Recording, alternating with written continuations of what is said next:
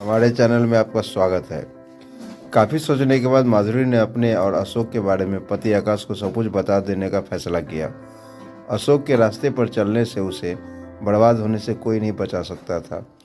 पति को सच्चाई बता देने से शायद वह उसकी गलती माफ़ कर उसे स्वीकार कर सकता था। माधुरी अपने माता पिता की इकलौती औलाद थी। उसके पिता एक प्राइवेट कंपनी में नौकरी करते थे और किराए के मकान में रहते थे। उसकी माँ घरेलू थी। माधुरी के पिता के पास कोई जायदाद नहीं थी। उनका एक ही सपना था कि उनकी बेटी पढ़ लिखकर बहुत बड़ी अफसर बने। माधुरी भी अपने पिता का सपना पूरा करना चाहती थी। उसका सपना पूरा नहीं हुआ। जो कुछ भी हुआ उसकी कल्पना उसने नहीं की थी। स्कूल तक माधुरी ने बहुत अच्छी तरह पढ़ाई की थी, मगर कॉलेज में जाते ही उसका मन पढ़ाई से हट गया था। इसकी वजह यह थी कि कॉलेज में जाते ही अशोक से उसकी आंखें लड़ गई। वह बड़ा ही हैंडसम और स्मार्ट लड़का था। मौका देखकर एक दिन अशोक ने माधुरी को आई लव यू कह दिया, तो माधुरी भी अपने आप को रोक न सकी। उसने अपने दिल की बात कह दी, मैं भी तुमसे प्यार करती हूँ। इसके बाद वे दोनों बराबर अकेले में मिलने जुलने लगे। 6 महीने बाद एक दिन अशोक माधुरी को अपने घर ले गया। अशोक ने माधुरी को बताया था कि शहर में वह अकेले ही किराए के मकान में रहता है। उसका परिवार गांव में रहता है। उसके पिता के पास धन दौलत की कोई कमी नहीं है। उसके पिता हर महीने उसे 20,000 रुपये भेजते हैं। माधुरी अशोक से बहुत प्रभावित थी। वह उस पर पूरा भरोसा भी करती थी। इसलिए यह जानते हुए भी कि वह अकेला रहता है, वह उसके घर चली गई थी। बंद कमरे में प्यार मोहब्बत की बातें करते करते अचानक अशोक ने माधुरी को अपने बाहों में भर लिया। माधुरी ने विरोध किया तो अशोक ने उसे यह कहकर यकीन दिला दिया कि पढ़ाई पूरी होते ही वह उससे शादी कर लेगा। फिर माधुरी ने अशोक का कोई विरोध नहीं किया और अपने आप को उसके हवाले कर दिया। फिर तो यह सिलसिला चल निकला। अशोक का वादा झूठा था। इसका पता माधुरी को तब चला जब वह पेट से हो गई। माधुरी से शादी करने के लिए अशोक से कहा तो वह अपने वादे से मुकर गया। उसे बच्चा गिरवा देने की सलाह दी। माधुरी किसी भी हालत में बच्चा नहीं गिरवाना चाहती थी। वह तो अशोक से शादी करके बच्चे को जन्म देना चाहती थी।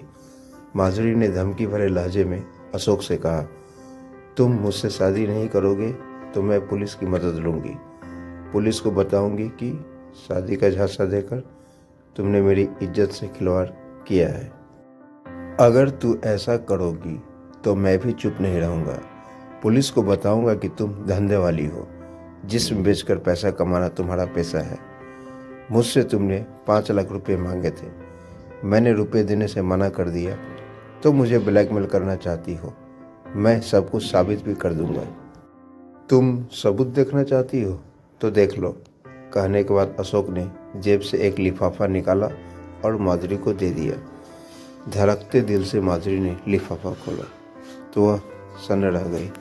लिफाफे में 4 फोटो थे। पहले फोटो में वह अशोक के साथ हमबिस्तर थी और बाकी 3 फोटो में वह अलग अलग लड़कों के साथ थी। माधुरी हैरान होकर फोटो देख रही थी। उसे यकीन नहीं हो रहा था कि अशोक उसके साथ ऐसा भी कर सकता है।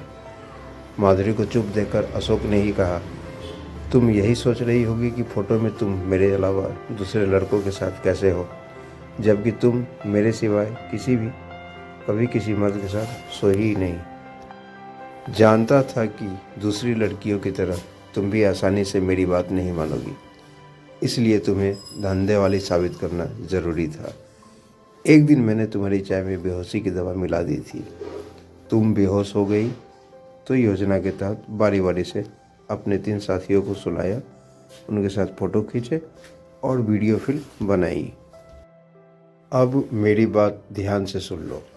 फ़ोटो और सीडी पाना चाहती हो तो तुम्हें 3 लाख रुपए देने होंगे, नहीं तो तुम्हारे फ़ोटो इंटरनेट पर डाल दूंगा।